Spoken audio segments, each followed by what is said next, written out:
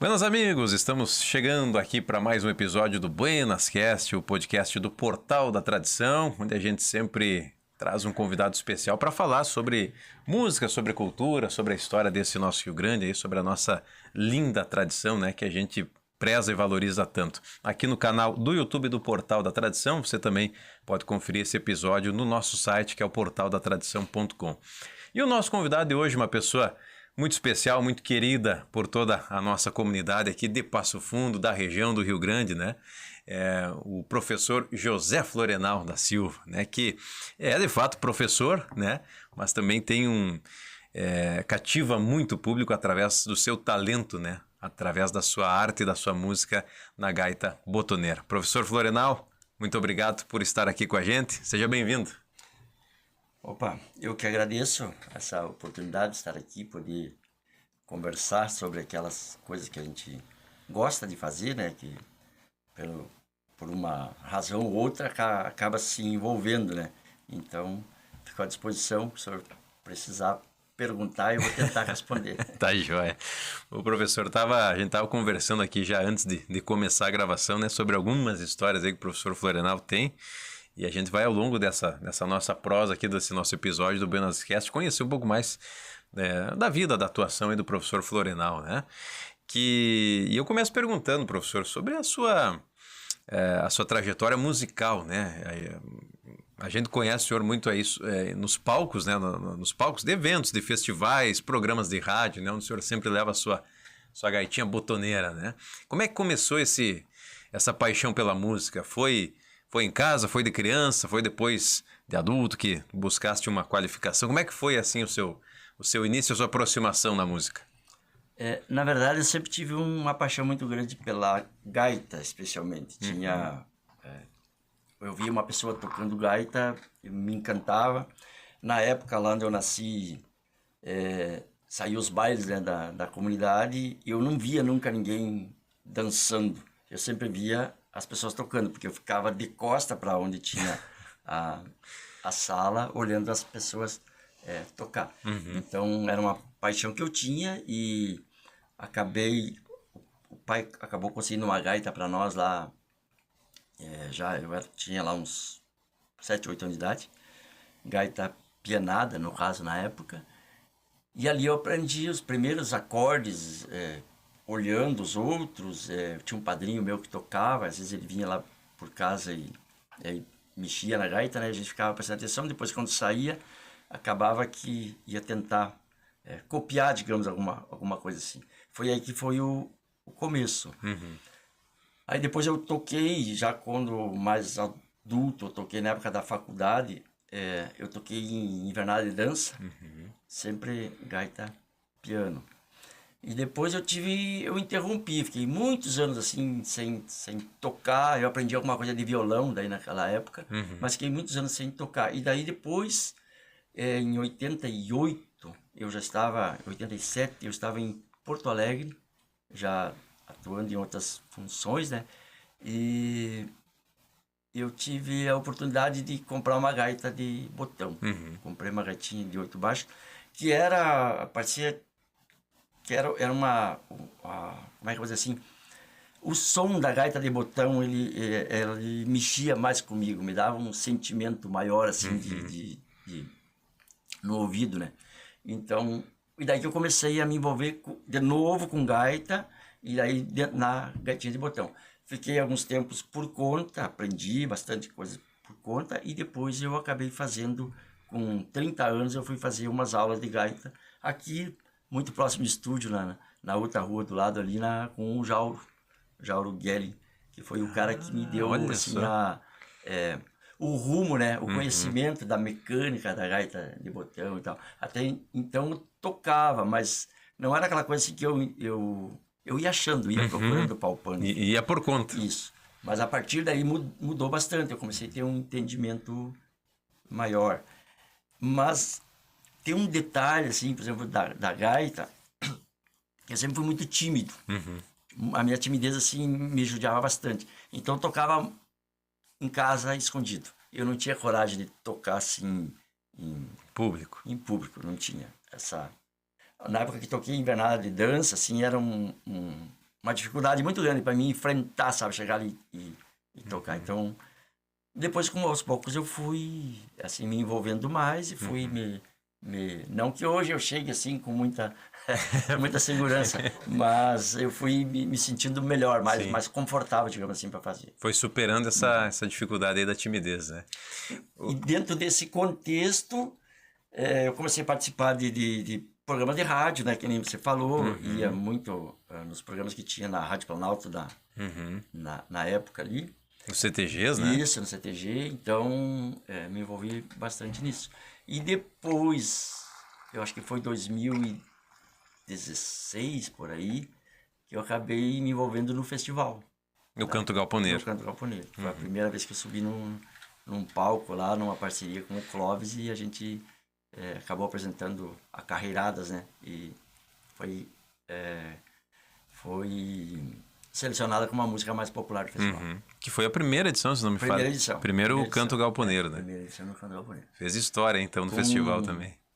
57 anos eu tinha na época. Primeira apresentação no festival. No festival foi aquela. E depois, sempre ou quase sempre também, né? Estava no palco. O cara foi criando coragem, né? E foi se envolvendo mais. Mas então, lá no início, ainda criança... Ficavas de frente pro palco, dançava muito pouco, professor. Ah, não, dançava e demorou para dançar, né? Na verdade, eu gostava mesmo era de olhar. Nessa época, eu tive o privilégio, digamos assim, de ver tocando a dupla Gildinho e Chiquito, que hoje seria os Monarcas e o Bordonei, né? Chiquito e Bordonei. Então, eu vi esses dois maestros aí tocando ao vivo, né? Animando baile ou reuniões matiné, como se chamava, né? Sim.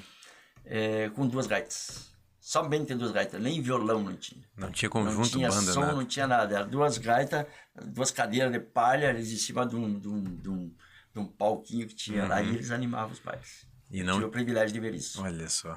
Que memória, né? Que memória afetiva que guarda, né? Sim. Desses dois expoentes, né, professor? Que o Gildinho, inclusive, já partiu, né? Sim. Mas deixou esse legado todo e você pôde vê-los juntos, os dois tocando. No começo, então, histórias, né? Que legal. Música. A Natural não é essa aqui de Passo Fundo, né, professor? Não, eu sou natural... Hoje é município de Faxinalzinho.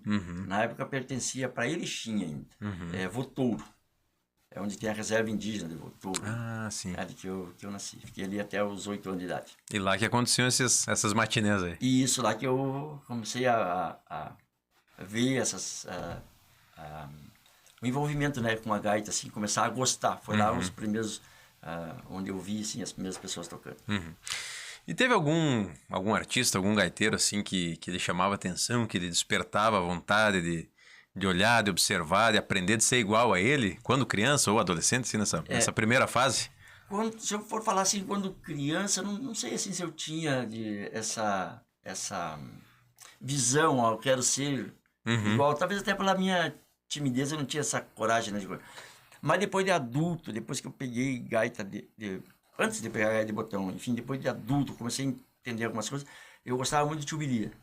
Para mim era o som da gaita dele mexia com o meu sentimento na questão da música. Tanto que as primeiras músicas que eu aprendi na gaita de botão foram músicas dele, né? Assim. Então, eu penso assim que seja o cara assim, que mais me marcou na gaita de botão, é o Tio Bilia. Tio Bilia. E atualmente tem algum artista que lhe inspira, que o senhor gosta mais de acompanhar, de assistir, de ouvir? Algum gaiteiro assim que lhe chama a atenção? Aí já amplia, né, bastante. Na gaita de botão eu gosto muito do Comaceto, o Ricardo Comaceto. Ele tem um estilo de gaita muito peculiar dele, assim, né? E tem outros gaiteiros que tocam muito, né? Por exemplo, o Chico Brasil, o Gilberto Bergamo, o cara, né, toca demais. Sim. Tenho o privilégio de ser meu amigo, inclusive. Que coisa boa. Conversa e tal. Então, mas assim, no estilo que eu gosto de ver tocar, como aborda a gaita de botão, o Comaceto, acho que nesse momento é o cara assim que eu acho ele acima da média, Da média. assim, pro meu gosto, Sim, obviamente. claro. Porque o senhor sabe, eu não sou músico, né? A gente é leigo no assunto e muitas vezes as pessoas olham e acham que é tudo, vamos dizer assim, generalizando bem, né? Que é tudo igual, é só pegar a gaita e sair tocando.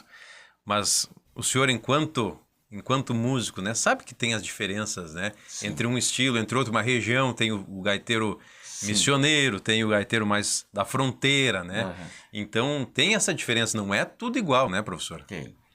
Por exemplo, você pega um mesmo instrumento, digamos, a mesma gaita de botão e vai tocar a mesma música. É, a música é a mesma, mas tem um temperinho diferente, especialmente lá no acompanhamento, na batida do baixo ali, assim, cada um tem um jeitinho. Você vai tocar uma vaneira, a pessoa te passa o ritmo dela ali, mas chega lá um determinado momento que aquele ritmo, aquela batida é tua, é única, sabe? Então, obviamente que tu tem que prestar muita atenção, né, para você ter essa percepção. E quando você fala em missioneiro, eu costumo brincar, tem alguns amigos assim que tocam, que a gente acaba conhecendo e fazendo amizade. Eu sempre digo que eu tenho uma inveja de eu não ter nascido ou me criado ali naquela região ali de São Luís Gonzaga, por ali. Porque ali o que tem de músicos assim é uma coisa fora dos padrões, né? Verdade. É uma vertente muito forte ali naquela região. E grandes gaiteiros, inclusive. Exatamente, cada um com a sua característica. Se tu for prestar atenção, tu vai ver que cada um deles tem um jeito, né, especial, né, dele, único. Então, é por aí. E a mesma, vamos dizer assim, o mesmo comentário se aplica na diferença das gaitas, né? Da pianada e da botoneira, né? Sim, é uma maneira sim. completamente diversa de tocar, né? Aí tem, dentro da botoneira que a gente fala, tem algumas... Uns macetes. algumas variações ali de mecânica de gaita. Por exemplo, se você toca 8 baixos, ela tem voz trocada nos dois lados, né, nas nossas afinações aqui. Você toca a tresilheira ou então uma com mais baixos, né? Ela tem voz trocada na mão direita e na mão esquerda não. Ela é como se fosse uma gaita pianada, né? Então tem algumas diferenças aí, assim, que na mesma gaita, mas que tem uma mecânica diferente, né? Então, tudo isso faz também essa diferença. E vamos falar um pouquinho do seu professor, né? Porque o Dr. Jauro, ele volta e meia acompanha aqui os nossos podcasts, né, do portal. E como é que foram as aulas, as lições, como é que vocês se aproximaram aí para ele lhe ensinar esses segredos aí da gaita? Na verdade, foi uma colega de trabalho da prefeitura, um dia conversando com ela, e eu falei que ela viu eu tocando, e eu falei dessa limitação que eu tinha, que eu precisava pegar alguém, mas não encontrava, né, ninguém. E ela me falou do Jauro, tinha filho da amiga dela, enfim, e aí eu fui procurar o Jauro. E o Jauro era um piá, né, tinha 20 e poucos anos ali, 21, 22 anos, ele estava cursando Direito na época, e tocava com o Oswaldir e o Magrão. E então eu comecei a fazer aula com ele, e os nossos horários eram meio complicados, porque eu trabalhava bastante, uma época assim que eu tinha muito trabalho, né? Escola, trabalhava na prefeitura, trabalhava com federação e tal. Então o meu tempo era muito reduzido, e o dele também. Aí acabou que nós fazíamos aula às 7 horas da manhã. Acredito. E aí entra um detalhe bem interessante, porque eu morria de vergonha, né? Porque, 7 horas da manhã, você chegar na casa do pessoa, né, pra mexer com gaita, eu ficava pensando o que o pai e a mãe dele não vão pensar de mim, né? Porque 7 horas da manhã incomodando as casas. E acordar a vizinhança. Exatamente. Mas, na verdade, era o tempo que tinha, e aquilo, inclusive, acabava ajudando o Jauro a despertar, né? Porque ele dava aquela aula e daí ele ia para a faculdade. Então, umas coisas que acabava, como é que eu vou dizer assim, conciliando, né? Favorecendo os dois. E, por exemplo, hoje tu vai fazer uma aula de gaita, ou vai dar uma aula de gaita, a pessoa leva um celular junto, grava o vídeo passo a passo da música, nota por nota, frase por frase, e leva para casa pronto, e depois tu vai aperfeiçoar aquilo ali, né? Na época, não. O seu terminava a música, terminava ali a aula que se dava, fosse uma música, fosse um exercício, e aí tu tinha que pegar imediatamente, porque daqui a pouco tu ia fazer outras coisas e esquecia.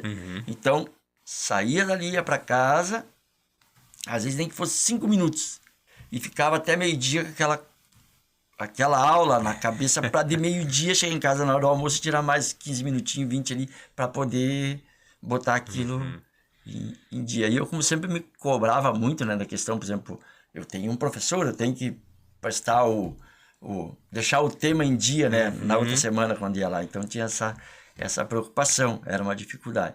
Depois eu meio que me modernizei um pouco. Eu levava um gravadorzinho, um mini gravador que tinha com umas fitinhas pequenas, você se lembra disso? Que o cara gravava palestra e coisa. Eu levava um gravador aqui, não sei como que eu arrumei um negócio aqui, e daí eu gravava, e já ficou um pouco mais fácil. Facilitou, né, um pouquinho, né? Mas era uma dificuldade bem grande que tinha. Mas quando a gente tem um objetivo, né, vai superando essas dificuldades aí, né, professor? Imagina só, ensaiar cedinho da manhã, isso, né, e depois ficar memorizando aquilo a manhã inteira para de meio-dia conseguir treinar um pouco, né? Alguns detalhes, né? E eu aprendi, assim, me aperfeiçoei mais na gaitinha de botão naquela época, na época que eu menos tempo eu tinha, em função de trabalho. Eu tinha muito pouco tempo. Porque como eu trabalhava na Secretaria de Esportes, paralela ao colégio, né? A gente trabalhava muito no final de semana, com jogos, então o tempo era reduzido, muito, muito reduzido. Então, tu tinha que se virar.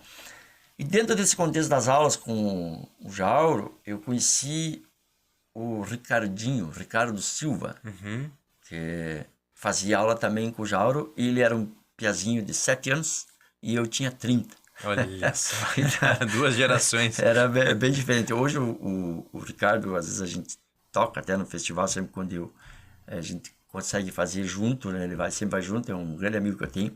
E sempre a gente comenta isso. Eu olhava para aquele guri, aquela gatinha de botão, e eu ficava pensando, por que eu não tive essa oportunidade lá quando eu era criança, né? Mas são coisas, né? Coisas da vida, né? Mas, professor Florenal, tem uma outra passagem aí da sua vida que até o senhor destaca em algumas composições, né? Até no próprio festival, eu lembro que o senhor apresentou um pouco da sua história como jockey também, né? Conta um pouquinho pra gente como é que foi essa passagem.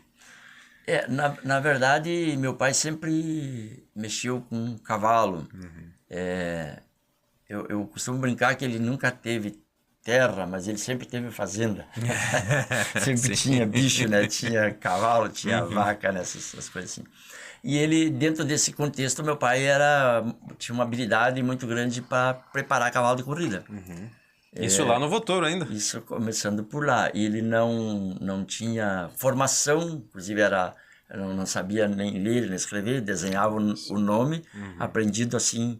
Mas ele tinha essa habilidade, ele tinha, como ele costumava dizer, e eu gosto de citar isso, que hoje o pessoal fala em feeling, né? E meu pai falava, meu filho, pra gente lidar com um cavalo, tu tem que ter golpe de vista. Ele falava assim. Isso. Então, era uma sabedoria dele. E dentro desse contexto, ele sempre pegava cavalos das pessoas que faziam carreira, né? E para cuidar. Então, para preparar para correr. E ele usava meu irmão mais velho, para montar nesses cavalos, né? E aí, nesse contexto, a gente aprendeu a função de jockey, né? Então, por isso que eu tenho essa passagem como jockey, né? De cancha reta. E o meu irmão até um pouco mais que eu. E eu depois acabei ainda correndo algumas carreiras depois de adulto, né? Mas é uma coisa que aprendi, assim, a gostar, tanto que eu me envolvo com carreira de cavalo até hoje, né? Sempre que eu posso, eu estou envolvido. De vez em quando eu tenho alguns, faço umas parcerias, então é uma coisa que ficou, né? E o meu irmão mais velho cria cavalo. Ele tem um aras lá em Santo Antônio da Patrulha e está sempre envolvido com cavalo, né? Enfim, Foi uma herança que ficou para vocês. Isso que ficou, uma herança muito boa, por sinal, né? Porque é um prazer que a gente tem. E deixado pelo pai, né? E eu tive sempre bastante cavalo, sempre tive 1 ou 2 cavalos para carreira, quando meu pai era vivo. Até para manter ele ativo, que ele foi até os 83 anos. Então, para manter ele ativo, ele ter essa atividade dele, eu sempre me envolvia um pouco mais. E hoje não é que não exista mais, né, a cancha reta, mas imagino eu que reduziu um pouco, né, em relação a anos passados, o conhecimento, né, dessa atividade. Se o senhor puder contar um pouquinho como é que é o clima, né, da cancha reta, como é que é o clima para quem está montando, né, quem é o jockey ali, a preparação, a adrenalina daquela corrida também, professor? Hoje profissionalizou bastante, né, a carreira. Tem menos, né, mas é um nível mais... Subiu o nível. Profissional. Na época, por exemplo, fazia uma carreira numa cancha lá, cancha tal, tem carreira. Então tinha a carreira principal, né, que fazia, e terminava aquela carreira, o pessoal corria a carreira o resto do dia, porque todo mundo ia a cavalo. Então fazia as carreiras ali e corria 10, 15 carreiras numa tarde. Era um evento social, exatamente, assim, uma diversão, né? Isso. E hoje em dia não. Hoje em dia, por exemplo, os caras fazem a carreira ali no dia, né? Se é torneio, como se chama, né? Penca. Tu faz a classificatória e corre a final no outro dia e deu, não passa disso. E tem muita gente, assim, envolvida nisso, sai bastante carreira, mas, por exemplo, aqui na nossa região, aqui em Passo Fundo, onde que sai carreira aqui? No Capinzal, que ainda tem a hípica, né? Que sai ali, seguidamente sai carreira. Mais próximo daqui, Carazinho, que tem a hípica, né? O jockey ali. Mas diminuiu bastante já. Aquelas canchinhas de mato, como se dizia, de fundo de campo, essas praticamente já não existem mais. E como é que era a preparação do jockey? Tinha alguma coisa, algum treinamento especial, algum macete, algum segredo? Sempre tinha, porque hoje em dia, por exemplo, a carreira de tampa, né, que se chama, tu fecha dentro das caixas ali, abriu as tampas, tu vai embora. Na época tinha outras maneiras, se corria, lá na época que comecei a correr carreira, se corria carreira jardeada, como se chamava, que era, tinha um árbitro ali que ele ficava numa baliza, os jockeys em cima dos seus cavalos ficavam ali meio que se tenteando, digamos assim, e a carreira passava a valer no momento que voltava a baliza. Aí o juiz gritava o valeu. Então era uma carreira por convite, ou jardeada que se chamava. Depois ela se sofisticou um pouco mais, daí era de fita. Então era uma fita, botava-se uma fita dentro daí já tinha caixa, né? E aí quando levantava aquela fita, o cara puxava uma corda lá atrás, levantava aquela fita, tava valendo a carreira. E hoje em dia não, hoje é fechado, né? A frente e atrás, né? Ali, e abriu as tampas, tá valendo. Então são coisas assim que modificou muito. E eu corri carreira jardeada, e que eram, ali tu tinha que ter uma certa expertise bem grande. Ali, aí tu, por exemplo, tu conhecia o cavalo do adversário, se era um cavalo como que ele se comportava, o próprio jockey, né? Então, tudo isso, aí tinha umas manhas ali que fazia bastante diferença, né? Até depois de adulto, cabe até contar aqui, eu tinha uma cancha aqui na Capão Bonito, ali no Tacílio Loss, e fizeram uma carreira lá, um domingo à tarde, uma carreira extra, digamos assim, e daí tinha que correr jardeada, jardeio, como você falava. E aí me chamaram para correr. E quando me chamaram para montar num cavalo, que eles transformaram a carreira em jardeio. Até então era de tampa, né? Mas daí os caras, porque acharam que eu não sabia. Já era um pessoal, né? E erraram feio, né? Erraram feio. E como é que foi o resultado, professor? O resultado foi, eu praticamente ganhei no grito, porque o cara facilitou eu. Eu percebia, de cara assim, eu percebi que ele já era um senhor já falecido, né? Amigo da gente, assim. E ele achou que eu não entendia do negócio, e quando eu percebi que ele não entendia, eu me parei menos entendido ainda. E aí ele facilitou, quando eu peguei ele parado em cima da baliza. Então foi bem facinho de, De ganhar. Mas era tudo muito na amizade. Claro. Talvez até tu conheça o cara que era o juiz dessa carreira. Esses dias eu encontrei ele numa festa ali da São João e a gente comentou. Ele é muito popular, o xerife. Sim, o xerife. Sabe, o xerife era o juiz dessa carreira, sabe? Ele sabe contar essa história bem direitinho. Então, seguidamente, quando a gente se encontra, a gente comenta isso, né? E ele fala, né, que o pessoal meio que me subestimou, né? O meu adversário me subestimou e eu entendi porque a gente viveu isso bastante. Sim, e o senhor deu a resposta ali, no ato, na prática. Muito bem. Professor José Florenal, nosso convidado hoje aqui do nosso Buenas Cast, né? A gente já deixa o convite para você que está nos acompanhando se inscrever aí no nosso canal do YouTube. A gente tem esse conteúdo que é o Buenas Cast. A gente tem também outros conteúdos no nosso canal, né? As transmissões de festivais nativistas. Então, deixe o seu like, a sua curtida e se inscreva no nosso canal do YouTube para acompanhar esse e outros conteúdos também, né? A gente fala professor Florenal, o professor José Florenal, porque de fato tu és professora, né? Inclusive, nos contava aqui antes de começar a gravação que chegou o momento da aposentadoria, né, professor?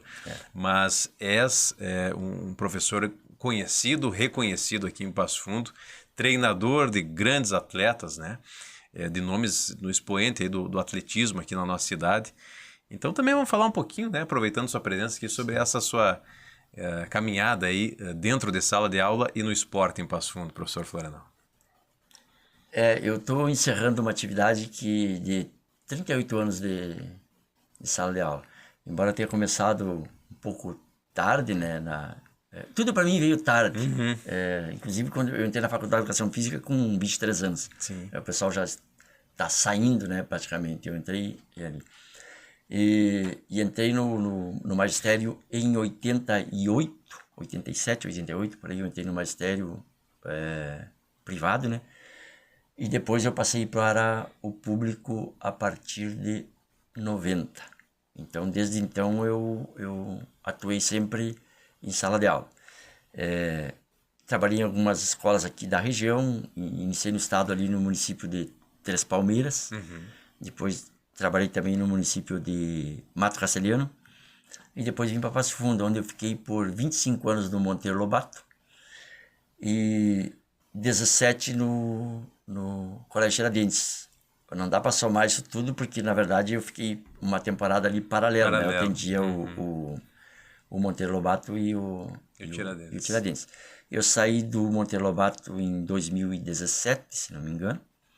Aposentei daquela matrícula e segui no Tiradentes, onde eu encerrei as aulas, né, em dezembro do ano passado. Então já estou...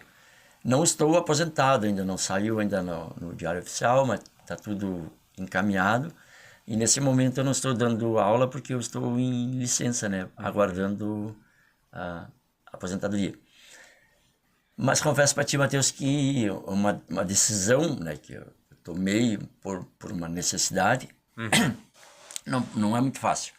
Porque é uma profissão que eu exerci, ela sempre... por gostar, por ofício e por gostar mesmo. Não é nenhum um faz de conta, porque eu tive muitas oportunidades de largar o magistério, continuar trabalhando na minha profissão mesmo, fazendo outras coisas, né? Mas eu sempre mantive o meu vínculo, né, com sala de aula, com o aluno. É uma coisa que sempre me deu muito prazer, ele sempre me deu um retorno bom e tenho esse retorno, esse reconhecimento, assim, no dia a dia, aonde eu vou, sempre tem uma história que aconteceu dentro de sala de aula que traz satisfação pra gente. Eu imagino, né, poder ver vamos dizer assim, a evolução de cada aluno, né, daqui a pouco uma criança ali que já se torna um adolescente, já entrando na vida adulta e poder contribuir com essa formação. Sim. Deve ser muito gratificante, né? E eu tive o privilégio de trabalhar com criança de segunda série até o ensino médio, né, digamos assim, até concluir o ensino médio. Então, tem uma vivência muito grande disso. E eu, como professor, eu trabalhei também em academia, né? E trabalhei também muito lá no início da minha carreira, eu trabalhei muito como professor de natação, iniciação em natação com criança. Então, também é uma coisa que eu guardo, assim, com muito carinho e que tenho saudade, né, daquilo que eu fiz, né, a oportunidade. E também como professor, que também é uma coisa que fiz por acaso, não foi nada pensado essa parte, eu dei aula de gaita, né? Muito tempo. Fosse professor de gaita também. Sim, eu tenho algumas pessoas que tocam gaita, tanto adulto, hoje são todos adultos, né? Que passaram pela minha mão como aprendiz. E também é uma coisa que me gratifica bastante. E até, olha só como são as coincidências. Quando eu ia nos programas de rádio, sempre a pessoa que estava ali fazendo a mediação do programa me anunciava como professor Florenal. Sim. E acabou que as pessoas acho que deduziam que eu era professor de gaita. De gaita. E aí me procuraram por esse caminho aí. E daí que eu acabei me envolvendo em ensinar aquilo que eu aprendi, Sim. né? E dentro desse contexto, talvez por ter a didática de professor, né, na escola e coisa, eu acabei me dando bem, porque bastante gente aprendeu a tocar gaita comigo. Então, não é uma profissão, mas que eu passei os meus conhecimentos para vários, né? Então, essa função de professor eu tive envolvido, é uma coisa que sempre gostei de fazer, gosto de fazer. Tá no sangue, então, realmente, né? O ofício de professor, de ensinar, né? E também no atletismo, né, professor? O senhor volta e meia, a gente lhe encontra correndo aí pelas ruas, né? E também tem alunos seus que têm uma projeção muito grande aí no atletismo, né? No atletismo eu atuo como treinador de atletismo desde 90.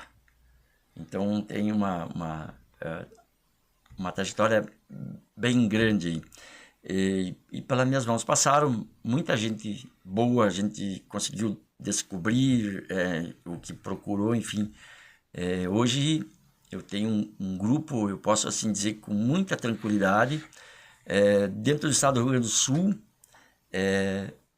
os melhores corredores de meio fundo e fundo são meus atletas, né? Descobertos e treinados por mim aqui em Passo Fundo. E dentro desse contexto eu ampliei, eu tenho a distância, né? Eu faço prescrição de treino para muita gente fora de Passo Fundo e até mesmo fora do Rio Grande do Sul. Então é uma coisa que pelos resultados, né, as pessoas acabam vindo buscar. E tudo que eu faço, Matheus, eu faço porque eu gosto. Eu boto muito o gosto, né, por fazer as coisas. Certo. Né? Então, e por isso que os resultados vêm, né? Quando a gente se dedica, os resultados aparecem. É uma aparecem. coisa muito natural. Tanto que às vezes eu estou dando treino na pista e a pessoa está ali e... eu tenho que ir porque eu tenho que trabalhar. Né? E aí eu costumo brincar. Esse negócio do cara sair por aí trabalhar, eu lembro o tempo que eu era pobre. Daí o cara fala, mas tu não tá trabalhando? Não, eu gosto tanto do que eu faço que isso a mim eu nem considero quase um trabalho. Então é muito por aí, né? Que legal. Bom, professor, a gente quer aqui agradecer também aos nossos parceiros, né, que possibilitam aqui essa nossa gravação, né, esse nosso trabalho aqui no Buenas Cast. Fazer um agradecimento especial ao nosso amigo Cid, né? O Cid que está fazendo toda a parte técnica aqui dessa gravação. A gente agradece também ao Alex, pessoal aqui da Rádio do Mato, onde a gente faz a gravação. E o Cid da SDLTV, né? Porque cada evento tem uma história e a SDLTV transforma esses momentos em experiências ao vivo, né? Transmissões sociais, corporativas, esportivas também, da área médica, com qualidade e emoção. Entre em contato pelo 549-9953-3945, SDLTV conectando pessoas através da imagem. E também conosco a Barão Erva Mate Chás, a nossa erva mate oficial aqui do Buenas Cast. A gente está mateando aqui, né, com essa erva bem gaúcha, né, que é a erva mate Barão, há mais de 75 anos no mercado, com vários produtos, né, erva mate, vários tipos de erva mate. Tem a erva para tererê também, a linha de chás da Barão, que é espetacular, né, seja agora, né, quando nós estamos no verão, né, para você tomar um chá gelado, ou no inverno, né, um chá sempre é muito aconchegante. Tem os chás em cápsula da Barão e você encontra os produtos da Barão nos estabelecimentos mais próximos aí da sua casa.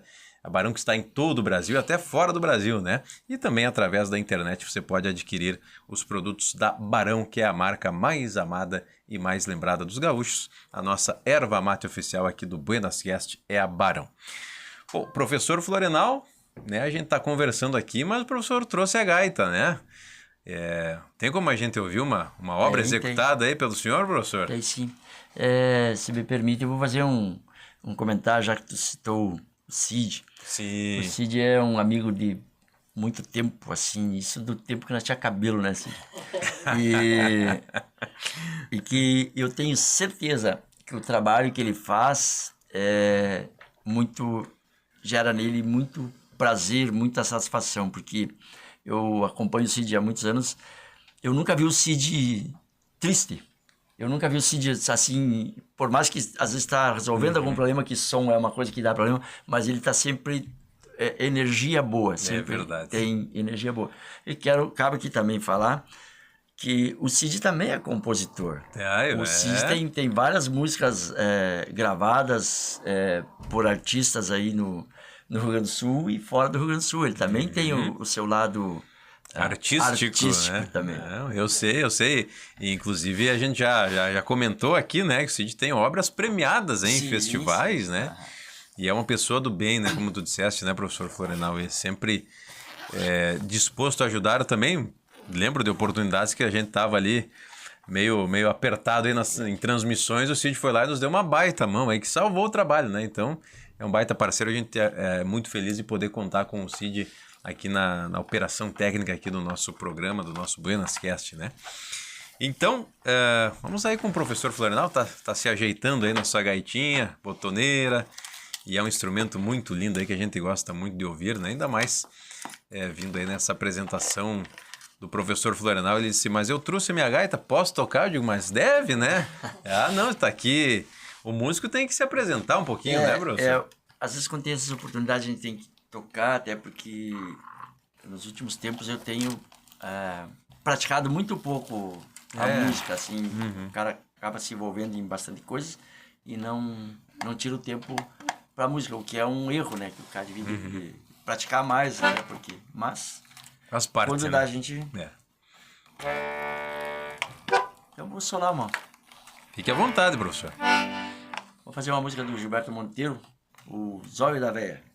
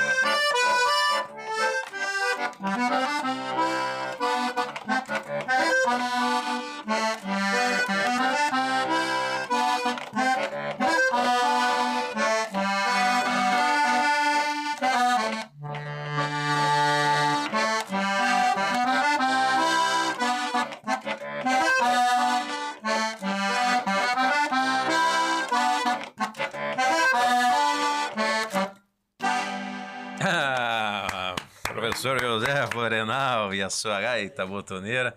Gilberto Monteiro, que também, imagino eu gosto muito, né, do estilo e das músicas que ele apresenta, né, professor? Imagino que também é uma influência Sim, de peso, né?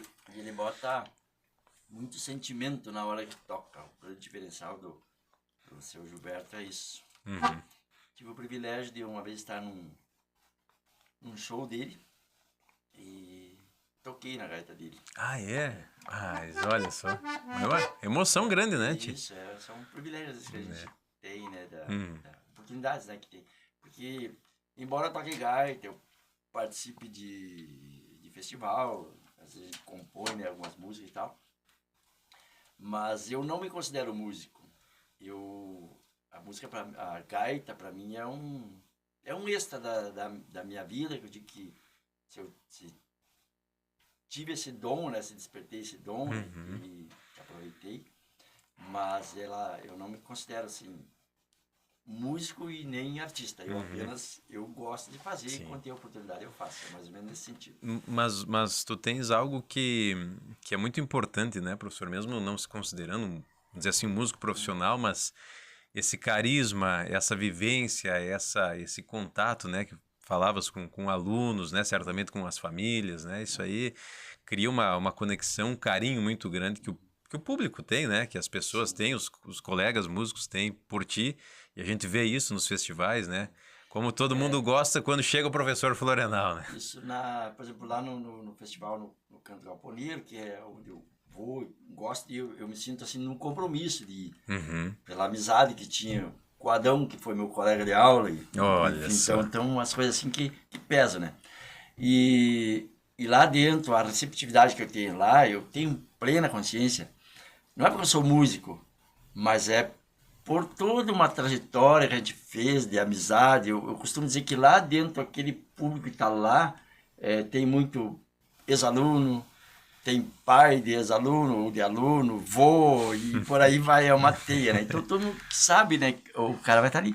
E me sinto assim como se eles me recebem aquilo como gratidão, né? Me dão aquele retorno. Eu sempre interpreto desta maneira, não é porque eu sou o artista que estou Claro. fazendo sucesso. Eu sempre vejo por esse lado. Professor, eu ia até lhe perguntar, o senhor comentou agora sobre composições, né? Tem músicas de tua autoria também, que já levasse aí para os festivais, né? Contando algumas passagens ou algumas histórias suas, né? Sim, eu tenho, por exemplo, a Carreirada é uma música que foi composta aqui, é uma história verdadeira, na verdade. Todo o contexto é verdadeiro, tem os enfeites musicais, mas todo o contexto é verdadeiro. Lembra um pouquinho para nós, ela?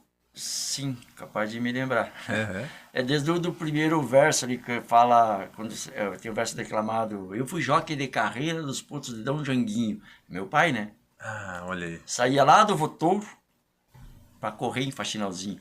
Então é a região onde eu vivi. E daí tem o contexto da carreira ali que conta que uma carreira que até a égua agachada, né, que foi correr muito desacreditada no contexto da penca e que acabou ganhando. Quem tocou ali no contexto da música é como se fosse eu o jockey, mas não era eu o jockey, era o meu irmão.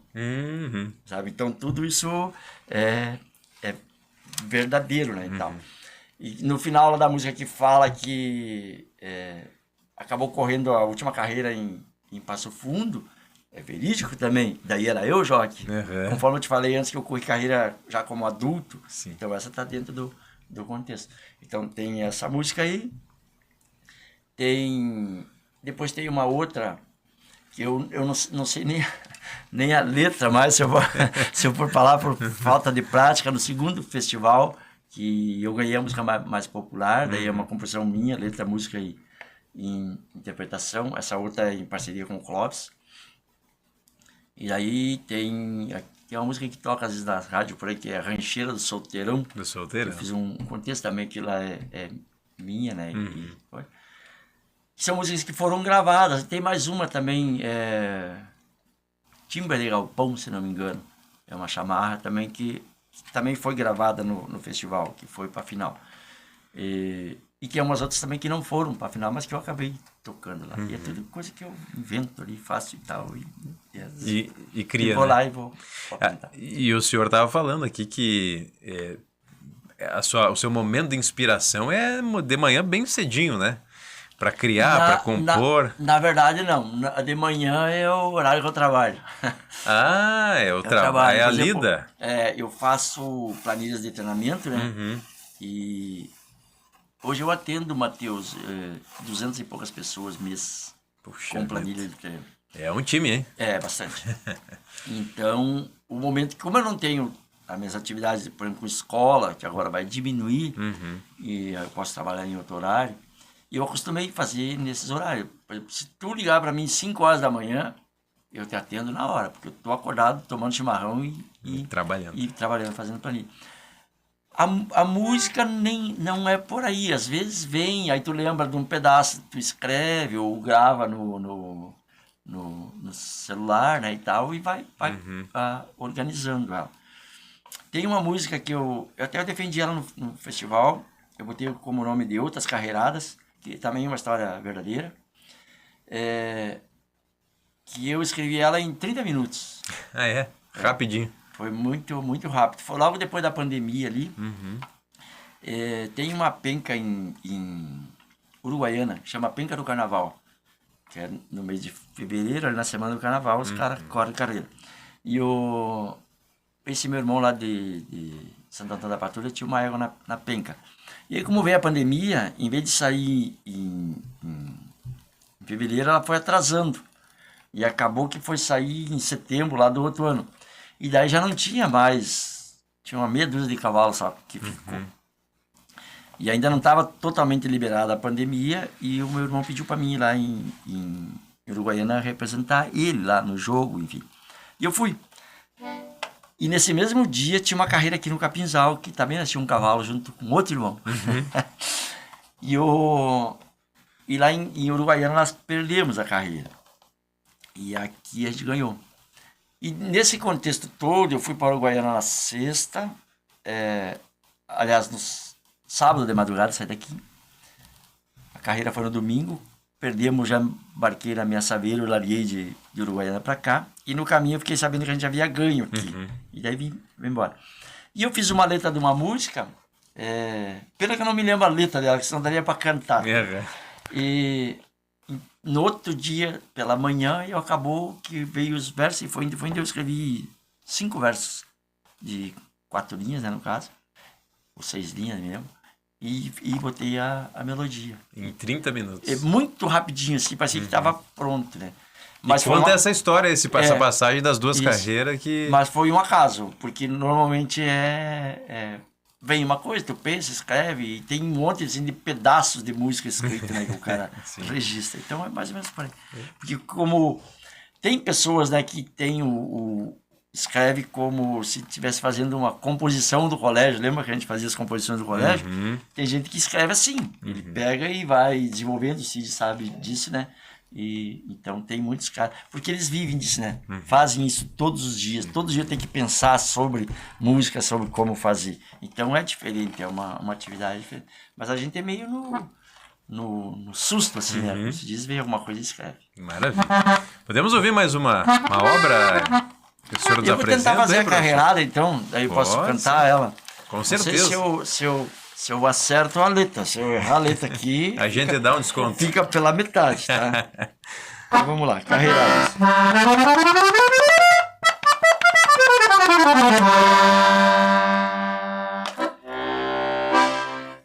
Eu fui joque de carreira dos potros de Dom Janguinho. Saía lá do rotouro, montado num pingo-moro da cola meio arrepiada, puxando uma égua agateada pra correr em faxinalzinho.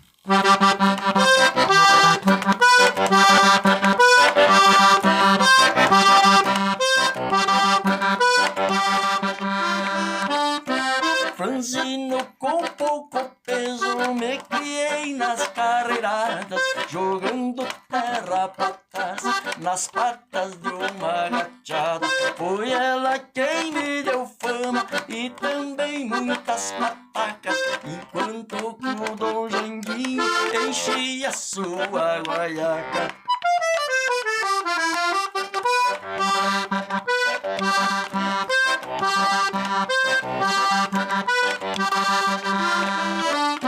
Certa feita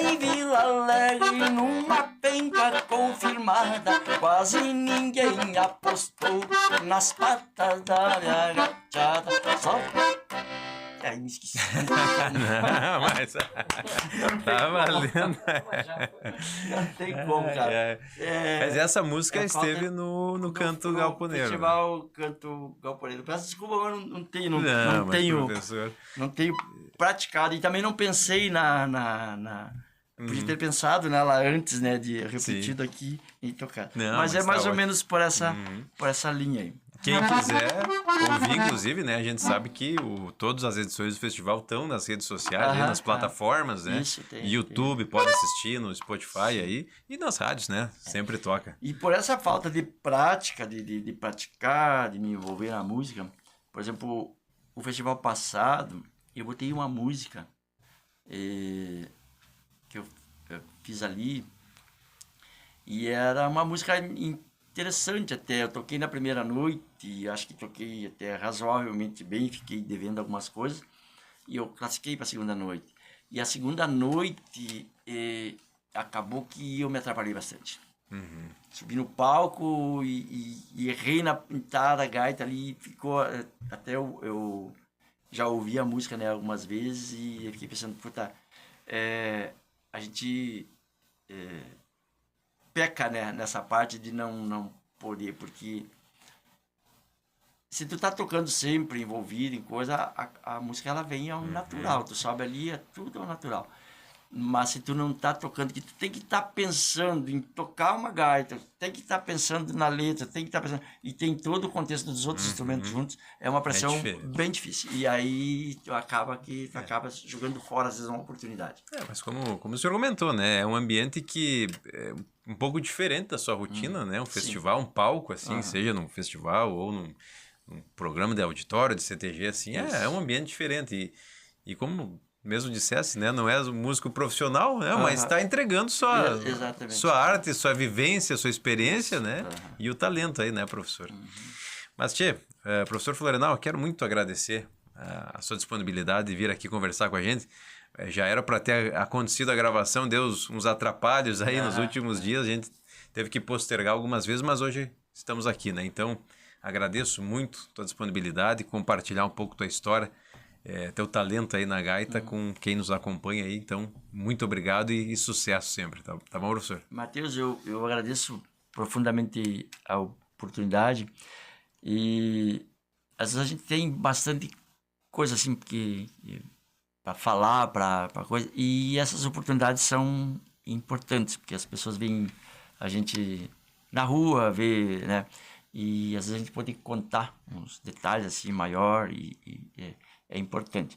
E gosto sempre de ressaltar, eu vim de um princípio assim de muita humildade, de muita dificuldade, assim, sempre lutando pelas coisas corretas, coisas boas, e não querendo nunca ser diferente, ser o mais natural possível, o mais real possível, em cima daquelas coisas básicas que aprendi, que meu pai e minha mãe me passaram, né? E a gente poder passar para os outros, passar para frente, obviamente que com um pouquinho mais de aperfeiçoamento, de conhecimento, mas o essencial, a essência, aquela coisa verdadeira, eu sempre luto muito por ela. E te agradeço a oportunidade. Com certeza. Belo exemplo, professor. Obrigado pela presença.